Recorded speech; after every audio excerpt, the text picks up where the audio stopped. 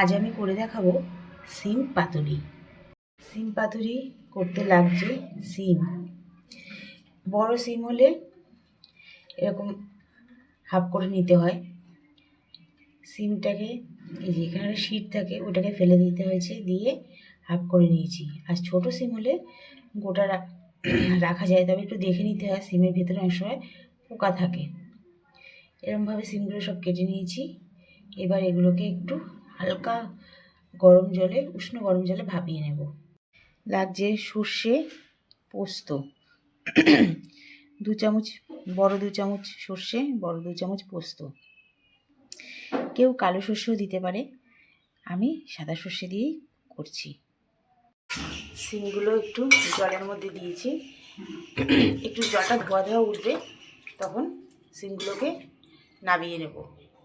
সিমগুলো ভাপানো হয়ে গেছে, এবার জল থেকে ছেঁকে নেব। এর থেকে বেশি ভাপালে সিমগুলো গলে যাবে, গলে গেলে একদমই খেতে ভালো হবে না।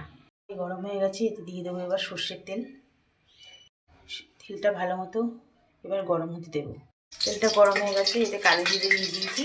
এবার কালো জিরেটা দিয়ে একটু 1-2 সেকেন্ড রেখে এবার এর মধ্যে দিয়ে দেবো সিমগুলো। সিমগুলো দিয়ে দিচ্ছি। সিমগুলো একটু ভাজা ভাজা করে নেবো হালকা। দিয়ে দেবো লবণ, দিয়ে দেবো হলুদ, অল্প হলুদ দেবো, বেশি হলুদ দেবো না।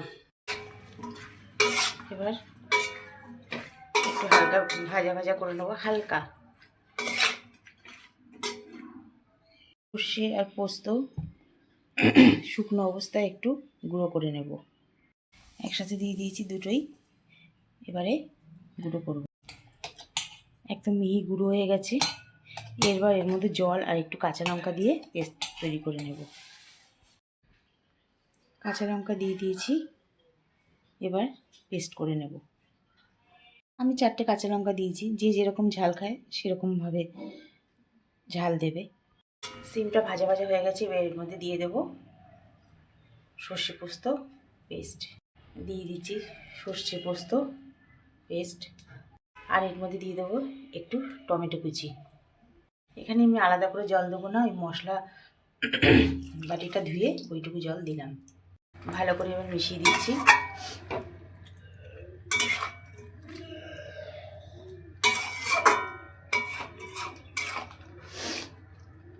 গ্যাসের ফ্লেমটা মিডিয়ামে দিয়ে ঢাকা দিয়ে রেখে দেবো।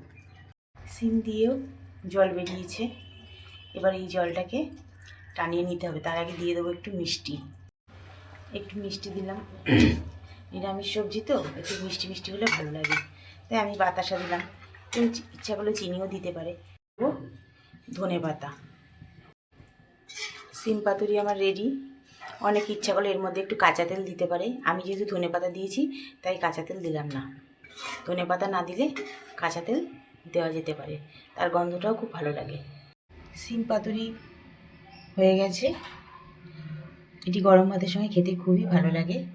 এই রেসিপিটি যদি আপনাদের ভালো লেগে থাকে তবে একটি লাইক, কমেন্ট, শেয়ার এবং আমার চ্যানেল মন্ডি ইচ্ছেকে সাবস্ক্রাইব করার অনুরোধ রইল। আজকের মতো এই পর্যন্ত, আবার আসবো নতুন কোনো রেসিপি নিয়ে।